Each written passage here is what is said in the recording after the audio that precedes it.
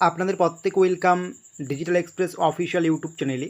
তো আপনারা দেখতে পাচ্ছেন আমরা কিন্তু এই মুহূর্তে গভর্নমেন্ট অফ ওয়েস্ট বেঙ্গলের অফিসিয়াল ওয়েবসাইটে আছি, যেখানে কিন্তু বিভিন্ন স্কিম বা প্রকল্পের কিন্তু আপনারা কিন্তু নাম দেখতে পাচ্ছেন। তো এখানে আপনারা জানেন যে একটি খুবই গুরুত্বপূর্ণ প্রকল্প, যেটা হচ্ছে ওল্ড এজ পেনশন বা বার্ধক্য ভাতা। এই প্রকল্পটা কিন্তু আপনারা কিন্তু লক্ষ লক্ষ মানুষ কিন্তু এই প্রকল্পের সুবিধা পাচ্ছেন। আপনাদের কিন্তু প্রত্যেক মাসে কিন্তু 1K অর্থাৎ 1000 টাকা করে দেওয়া হচ্ছে। তবে এবার কিন্তু আপনাদের একটি সামান্য ভুলের জন্য কিন্তু এই টাকাটা ঢুকবে না। আপনার বার্ধক্য ভাতার লিস্টে যে নাম আছে সেই নামটা কিন্তু বাতিল হয়ে যাবে। সেই নাম কিন্তু আপনাদের বাতিল হয়ে যাবে। কেন এরকম বলা হচ্ছে সমস্ত কিছুই বুঝতে পারবেন আজকের ভিডিওতে, শেষ পর্যন্ত দেখবেন, সমস্ত কিছুই ক্লিয়ার হয়ে যাবে।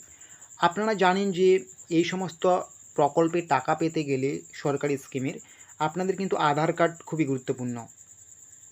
আপনাদের আধারের কার্ডের সাথে সাথে কিন্তু ব্যাংকের একটা লিঙ্ক থাকতে হয় বা কেওয়াইসি থাকতে হয়, অ্যাক্টিভ থাকতে হয়। আধারের সাথে ব্যাংকের লিঙ্ক অ্যাক্টিভ থাকতে হয়, তবেই কিন্তু আপনাদের অ্যাকাউন্টে কিন্তু টাকাটা ঢোকে, ঠিক আছে? বা আধার না থাকলেও আপনাদের বিভিন্ন রকম সমস্যা হবে, শুধু ব্যাংকের সমস্যা নয়, বিভিন্ন রকম সমস্যা, ঠিক আছে? শুধু আধার না থাকলে যে ব্যাংকের ক্ষেত্রে সমস্যা হবে এরকম না, সরকারি সুযোগ সুবিধা পেতে বিভিন্ন রকম সমস্যায় পড়তে হবে। তো আপনারা জানেন যে আধার কার্ডের 14 সেপ্টেম্বরের লাস্ট ডেট ছিল ডকুমেন্ট আপলোডে, যেটা আপনাদের অ্যাড্রেস প্রুফ এবং আইডেন্টি প্রুফ আপনাদের কিন্তু আপলোড করতে হয় যদি আপনার আধার কার্ডটা 10 বছরের পুরনো হয়ে থাকে বেশি। তো সেই ডেটটা কিন্তু আপনারা ভালো করেই লক্ষ্য করেননি অনেকে, বা সেই ডেটের মধ্যে আপনারা কিন্তু ডকুমেন্টসগুলো আপলোড করেননি। এর ফলে আপনাদের কিন্তু আধার কার্ড ব্লক লিস্টে চলে যাচ্ছে বা আধার কার্ডটা কিন্তু বাতিল হচ্ছে, এরকমই কিন্তু একটা বড় সম্ভাবনা থেকেই যাচ্ছে। তবে ভালো খবরও আছে, আমি পরে বলছি সেটা, ঠিক আছে? কারণ আধার কার্ড তো সমস্ত জায়গায় দরকার হচ্ছে, ওল্ড এজ পেনশন বলো, বার্ধক্য ভাতা বলো, সমস্ত জায়গায় আপনাদের কিন্তু দরকার হচ্ছে। তো সেই আধার কার্ডটা বাতিল হলে তো এই সমস্ত সুযোগ সুবিধা পাওয়া যাবে না।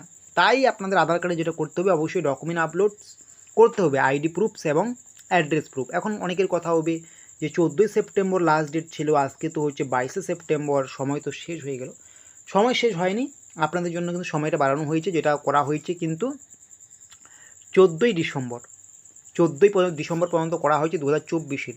তাই আপনারা যারা এখনও আপনাদের আধার কার্ডটাকে আপডেট করেননি, আইডেন্টি প্রুফ, অ্যাড্রেস যেটা প্রুফ বা আইডেন্টি প্রুফ এখনও আপলোড করেননি, অবশ্যই কিন্তু আপলোড করে নিন। আমি আরেকবার রিপিট করছি, আপনারা যারা ওল্ড এজ পেনশনের টাকা পাচ্ছেন, আপনারা কিন্তু অবশ্যই কিন্তু আপডেট করে নিন আপনাদের ডকুমেন্টস এবং যেটাকে বলবো আইডেন্টি প্রুফ এবং অ্যাড্রেস প্রুফ। এটা যদি আপনারা আপডেট না করে থাকেন, আপনাদের কিন্তু বার্ধক্য ভাতার ওল্ড এজ পেনশনের লিস্ট থেকে আপনার কিন্তু নামটা কিন্তু ক্যান্সেল করে দেবে কিন্তু ওয়েস্ট বেঙ্গল সরকার, ঠিক আছে?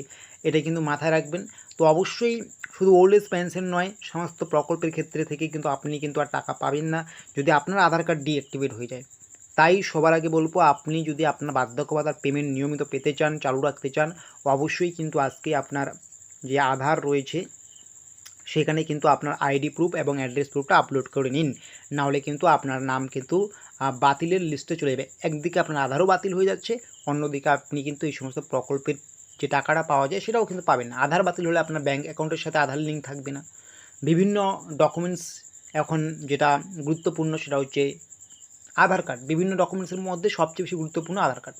এটা যদি আপনার না থাকে, ব্লক হয়ে যায়, সঠিকভাবে অ্যাক্টিভ না থাকে, কী করে টাকাটা পাবেন, তাই না?